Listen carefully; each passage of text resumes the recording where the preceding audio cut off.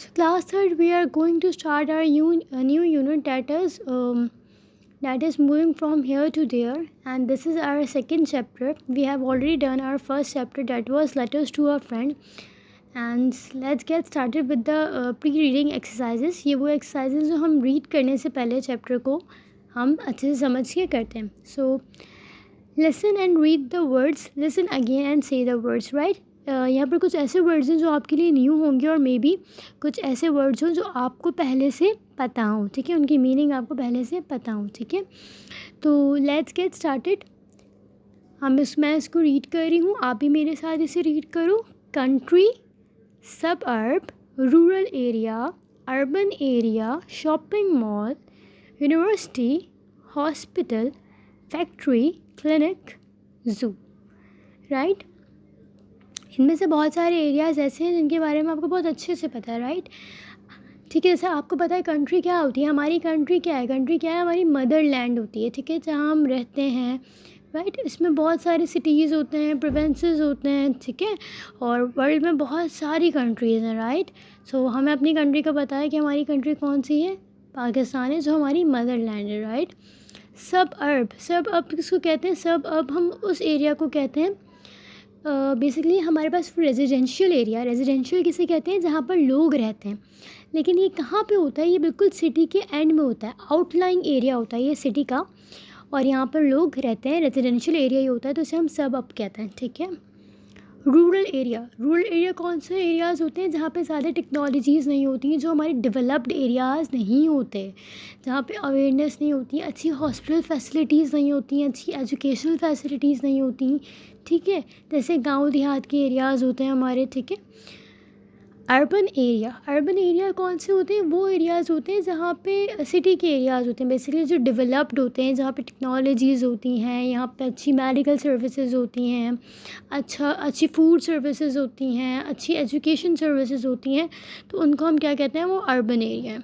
Shopping mall आपको अच्छे से पता है. Shopping mall basically urban areas में ही होते हैं. शॉपिंग मॉल में क्या होता है कि हमें जो हमारी बेसिक जो हमारी नेसेसिटीज़ होती हैं डेली लाइफ की, उनको हम इजीली जो है शॉपिंग मॉल में जाके अपनी परचेज़ कर लेते हैं. राइट. यूनिवर्सिटी बेसिकली एक एजुकेशनल इंस्टीट्यूट होता है जहाँ जाकर हम अपनी एजुकेशन कंप्लीट करते हैं. ठीक है. हॉस्पिटल एक ऐसी जगह होती है जहाँ पे हमें हमारी किसी भी डिजीज़ की इजीली ट्रीटमेंट मिल जाती है, प्रोवाइड हो जाती है. मेडिकल सर्विसेज हमें दी जाती हैं. हमें मतलब कोई भी खुदा ना खास्ता हमें कोई अगर बहुत सीरियस डिजीज़ भी हो जाता है तो उसकी भी रिकवरी आराम से हम हॉस्पिटल के थ्रू हमें हो जाती है, हम कर सकते हैं. ठीक है, लेकिन ये हॉस्पिटल भी कहाँ पे होते हैं? बेसिकली अच्छे हॉस्पिटल्स भी हमारे पास अर्बन एरियाज़ में ही होते हैं.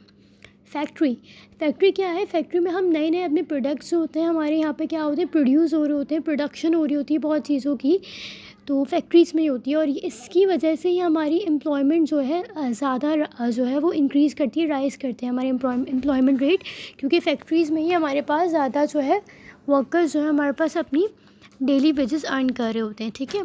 क्लिनिक क्या होता है? जब हम छोटा मोटा बीमार हो जाते हैं, जब ज़्यादा सीरियस इलनेस नहीं होती है हमें, तो क्लिनिक पे जाकर हम फटाफट क्या करते हैं? अपनी मेडिसिन्स ले लेते हैं और ठीक हो जाते हैं. ज़ू एक वो एरिया होता है जहाँ पे डिफरेंट काइंड्स ऑफ एनिमल्स को हम देखते हैं, हमें नज़र आते हैं. और वहाँ बेसिकली एक अम्यूज़मेंट पार्क की तरह ही होता है, समझे, जहाँ हम जो है ट्रैवल करने जाते हैं, घूमने जाते हैं बेसिकली, और डिफरेंट टाइप्स ऑफ एनिमल को देखते हैं. राइट, तो होपफुली आपको ये सारे वर्ड्स मीनिंग के साथ अच्छे से अंडरस्टैंड हो गए होंगे, समझ में आ गए होंगे. अच्छा, now let's read exercise B, that is write the words in the chart below. Some words can be placed under both headings. Talk about your choices. आपको 2 कॉलम्स दिए हुए, 2 कॉलम्स में अलग अलग हेडिंग्स दी हुई हैं. अब ये सारे वर्ड्स जो हमने ऊपर स्टडी किए हैं, 10 वर्ड्स, ये दोनों कॉलम में आ सकते हैं. इनमें से जो भी आ सकता है दोनों कॉलम में वो लिखने हैं. कौन सा वर्ड कौन से कॉलम में सूटेबल है आप वो लिखिए, और मे बी कोई वर्ड ऐसे हो जो दोनों कॉलम में आ रहा हो वो लिखिएगा. ठीक है. पहली हेडिंग देखें, you can live in /n. आप कहाँ रहते हो? ज़ाहिर हम कंट्री में रहते हैं, तो हमने कंट्री फर्स्ट हमें पास ऑलरेडी मेंशन है. You can work in -- an मतलब आप कहाँ वर्क करते हो, हम ज़ू में वर्क कर सकते हैं, ठीक है। तो ज़ू यहाँ आ गया। अब बेसिकली आपने यहाँ पर चूज़ करके लिखना है कि सबअर्ब, हम सबअर्ब में रह सकते हैं, बिल्कुल फर्स्ट कॉलम में सबअर्ब आ सकता है। रूरल एरियाज़ में भी हम रह सकते हैं, अर्बन एरिया में भी हम रह सकते हैं, शॉपिंग मॉल में हम काम कर सकते हैं, क्लिनिक में हम काम कर सकते हैं, हॉस्पिटल में हम काम कर सकते हैं, यूनिवर्सिटी में हम काम कर सकते हैं, फैक्ट्री में हम काम कर सकते हैं। तो बेसिकली आप इन वर्ड्स को ईज़िली डिस्टिंग्विश करके आराम से दोनों कॉलम्स में जो है वो लिख सकते हो। तो इसमें मसला नहीं होना चाहिए। एक्सरसाइज भी अपनी कॉपी में आप खुद कर, अपनी बुक में आप खुद कर लीजिएगा, ठीक है।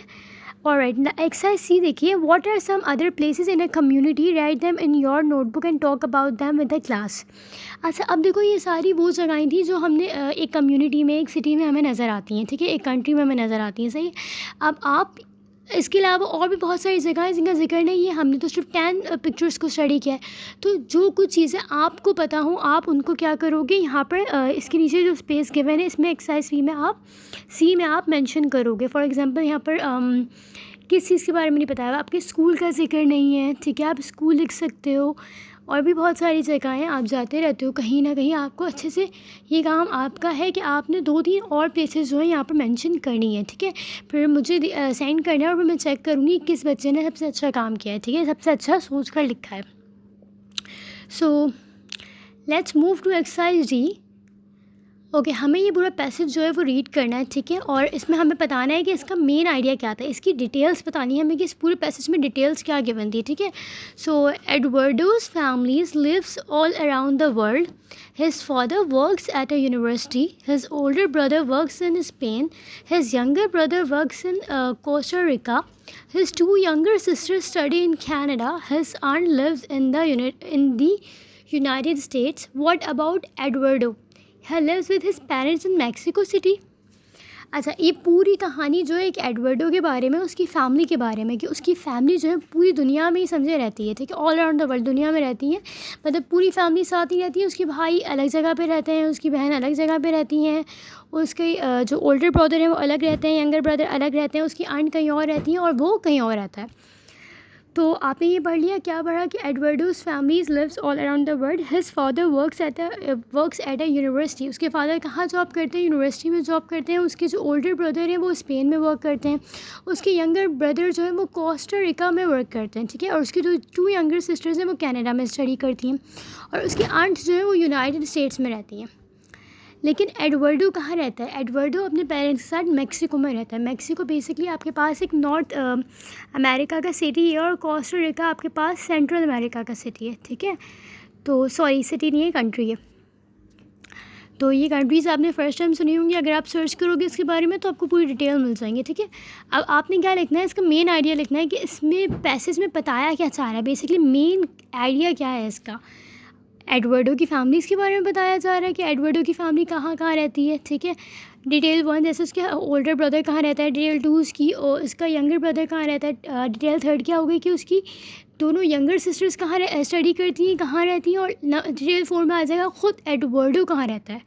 तो ये काम आपने ख़ुद करना है, अपनी बुक में करना है, ठीक है। पेज नंबर, आई गेस ये पेज नंबर आपके पास 37 है, राइट। तो आपने ये काम अपनी गेट रेडी एक्सरसाइजेज जो हैं वो दोनों अपनी बुक की पेजेस पे कंप्लीट करनी है, और नेक्स्ट वीडियो में हम फिर चैप्टर रीड करेंगे। आपका चैप्टर आराम से जल्दी कंप्लीट हो जाएगा क्योंकि स्किम टेक्स्ट है तो इसमें रिटन वर्क ज़्यादा नहीं होता, सिर्फ चैप्टर की एक्सप्लेनेशन ही होगी। तो होपफुली आपको ये चैप्टर समझ आ गया होगा क्लास।